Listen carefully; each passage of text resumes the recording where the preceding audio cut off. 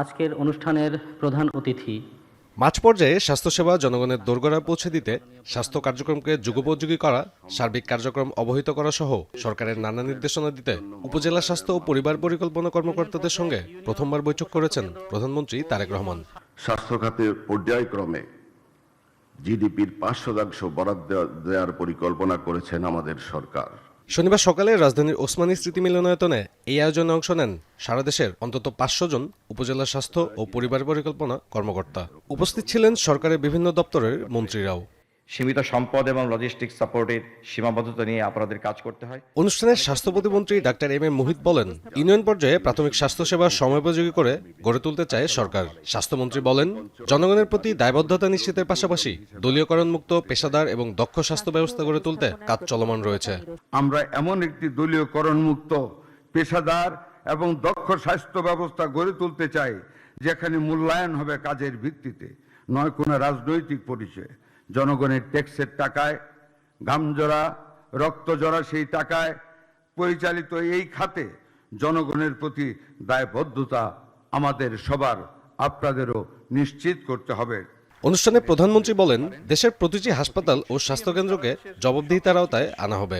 সুচিকিৎসার লক্ষ্যে সমন্বিত ই health card চালুর পাশাপাশি ধাপে ধাপে জাতীয় স্বাস্থ্য বীমা চালুর পরিকল্পনার কথাও জানান প্রধানমন্ত্রী।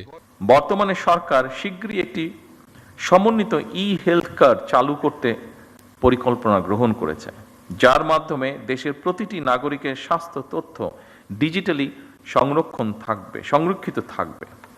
এতে যে কোনো নাগরিক প্রয়োজনে দেশের যে কোনো হাসপাতালে সহজেই চিকিৎসা সেবা গ্রহণ করতে পারবেন।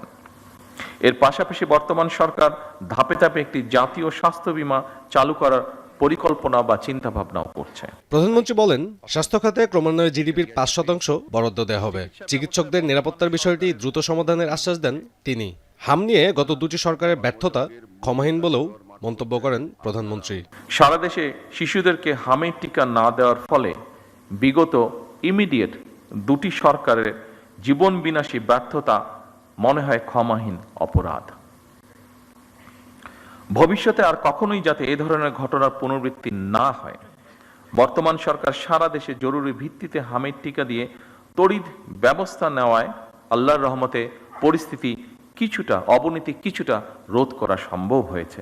তারেক রহমান জানান, দেশের প্রত্যন্ত অঞ্চলে স্বাস্থ্যসেবা পৌঁছে দিতে দ্রুতই 1 লক্ষ স্বাস্থ্যকর্মী নিয়োগ করবে সরকার, যাদের 80% হবেন নারী। অনুষ্ঠানে জরুরি সেবা, মাতৃস্বাস্থ্য, প্রসূতি সেবার গুণগত মানসহ 6টি ক্যাটাগরিতে স্বাস্থ্য কর্মকর্তাদের পুরস্কার তুলে দেন প্রধানমন্ত্রী। সাব্বির রোজ, এখন, ঢাকা।